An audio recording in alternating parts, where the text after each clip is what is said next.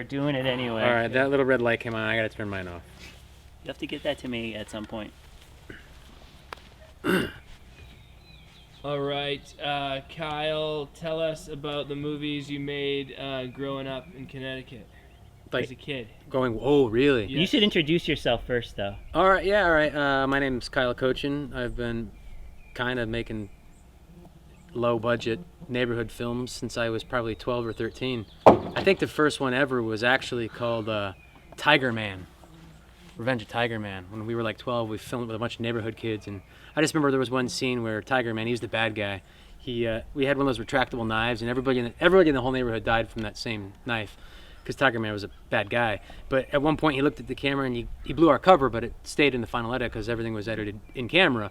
So he walks by the camera and he looks at it and he winks and he pushes the blade in and out, and it just kind of negated all of the evil that Tiger Man was. Like, our blade collapses, you just totally blew our cover. And then did you think you'd keep making movies like this as you got older? No, I just keep meeting the wrong people. You know what I mean? Like, you hope to veer away from those people, but no, I mean, what is it? Like, my mama taught me to stay away from people, like, but no, but it's just like, you just meet the same people. It's kind of, I feel like certain hobbies are meant to be in your life, and even if you try to get away from it, it's just always there, you know what I mean? Like, you can't escape what your intended purpose is. Not that I'm not really good at this, but.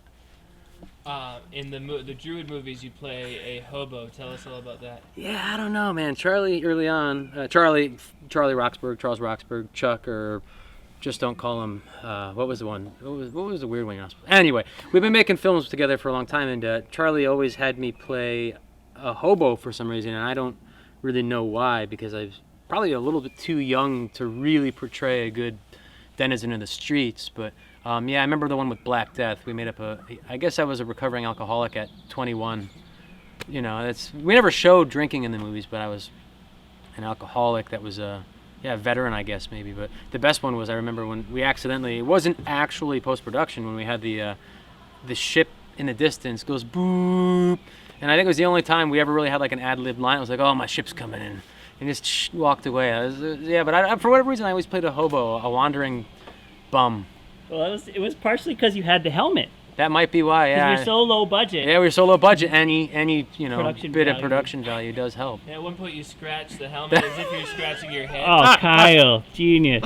Oh, that was the other. There's also you were on fire on that bridge in downtown Shelton, Those Derby are area. dangerous places Downtown too. Shelton, I mean, yeah.